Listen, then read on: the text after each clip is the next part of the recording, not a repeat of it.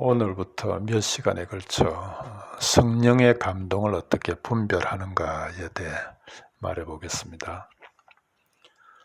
우리 안에는 늘 많은 생각과 감정들이 왔다 갔다 하는데요. 그중 어떤 게 성령으로부터 오는 건가를 분별하는 건 참으로 중요합니다. 지난 시간에 언급한 대로 우리는 육신을 입고 있기에 우리의 육적인 자아를 떠나기가 쉽지 않고, 또 사람들과 함께 세상을 살아가야 하기에 세속과 함께 살 수밖에 없고, 뿐만 아니라 우리 안팎에는 늘 사단의 미혹이 도사리고 있는데, 그래서 이런 것들이 늘 우리 안에서 생각과 감정들을 일으키는데, 어떻게 이런 것들과 성령의 감동을 구별할 수 있는가? 특히 사단은 우리의 육적인 생각들과 세속이 주는 유익들을 잘 섞어 마치 그게 성령이 주는 감동인 양 성령을 흉내내는 전문가인데, 어떻게 이런 것들과 성령의 감동을 혼동하지 않을 수 있는가? 만일 그럴 수만 있다면 우리 믿는 이들의 모든 게 참으로 순조로울 텐데, 그런데 그게 그렇게 간단한 문제가 아니라는 것입니다. 우리에게는 이런 것들 외에도 심리적으로나 영성적으로 영향을 주는 많은 것들이 매우 복잡하고 다양하게 존재하는데요. 이런 것들로부터 성령의 감동을 분별한다는 건 무슨 공식처럼 이렇다 저렇다 하는 식으로 그렇게 분별할 수 있는 문제가 아닌 건 분명합니다. 그런데 그럼에도 이 분별을 위한 몇 가지 기준은 얘기할 수 있는데요. 지금부터 그것들에 대해 말해 보겠습니다. 우리가 회심을 하면 이때부터 성령님이 우리 안에 자리 잡으시는데요. 물론 회심 그 자체도 성령님의 역사지만, 어쨌든 이때부터 우리는 그리스도인으로서 영성 생활을 시작하게 됩니다. 그리고 이때부터 우리 안에 영적 감각이라는 게 생기는데요. 이 영적 감각은 영성 생활 초기에는 별로 있는 것 같지 않다가, 있어도 매우 흐릿하게 있다가, 영성 생활을 더해가면서, 즉 영적 체험을 더해가면서 점차 섬세하고 예리해집니다. 앞에서 언급한 우리 육신의 생각이나 세속의 속삭임들, 그리고 사단의 미혹 등 이런 것들을 알아차리는, 이런 것들뿐만 아니라 우리 주위에는 많은 거짓 선생들도 있는데요. 이는 저의 말이 아니라 성경이 여러 곳에서 그렇다고 말씀하고 있는 건데, 이런 거짓들이 마치 성령으로부터 들은 것처럼 말하는 그런 것들까지도 알아차리는, 이게 이 영적 감각에 속하는 건데요. 이 영적 감각이 점차 예리해지면 그때부터는 아무리 성령을 잘 흉내낸 거라 해도 구별할 수 있게 됩니다. 요한복음 10장 4절 5절입니다. 양들이 그의 음성을 아는 고로 따라오되 타인의 음성은 알지 못하는 고로 타인을 따르지 아니하고 도리어 도망하느니라.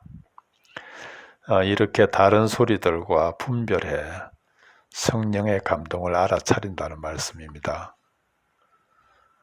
그러면 지금부터 어떻게 성령의 감동을 분별하는지 그 기준을 오늘부터 몇 시간에 걸쳐 말해 보겠는데요.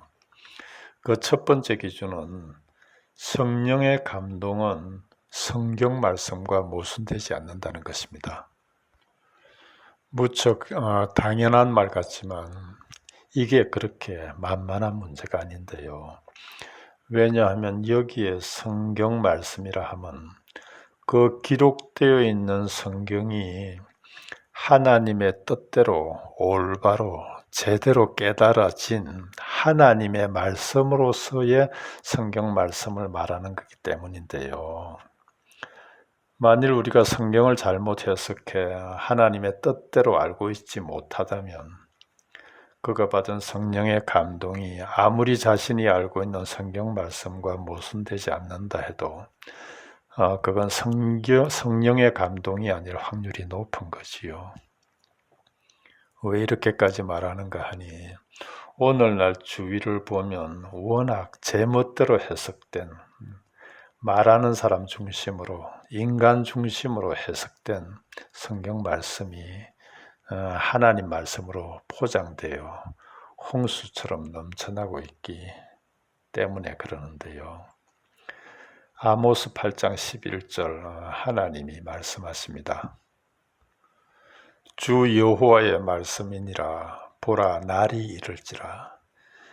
여기 날이 이를지라 하신 이 날은 당연히 말세인 오늘날을 말하는데, 보라, 날이 이를지라. 내가 기근을 땅에 보내리니 양식이 없어 주림이 아니며 물이 없어 가람이 아니요 여호와의 말씀을 듣지 못한 기갈이라. 오늘날 주위에 하나님의 말씀이라 하는 말들이 홍수처럼 넘쳐나는데 TV를 틀어도 라디오를 켜도 인터넷을 봐도 온천지 하나님의 말씀이라 하는 말들이 넘쳐나는데 하나님은 오늘날을 당신의 말씀을 듣지 못하는 기근의 때라 하십니다.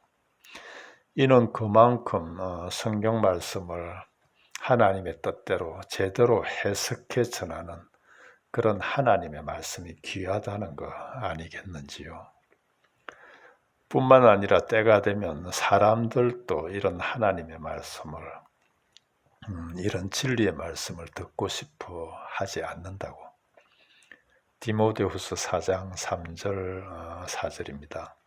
때가 이르리니 사람이 바른 교훈을 받지 아니하며 귀가 가려워서 자기의 사욕을 쫓는 서성을 많이 두고 또 그 귀를 진리에서 돌이켜 허탄한 이야기를 쫓느니라.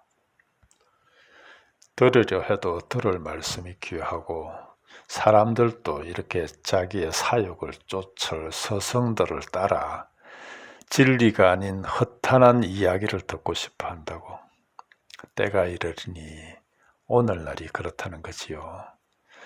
그러니 그런 오늘날을 사는 우리가 해야 할 일이 무엇인지요. 제대로 깨달아 전해지는 진리의 말씀을 찾아 들어야 하는 거 아니겠냐는 말씀입니다. 다시 한번 요한복음 10장 4절 5절입니다.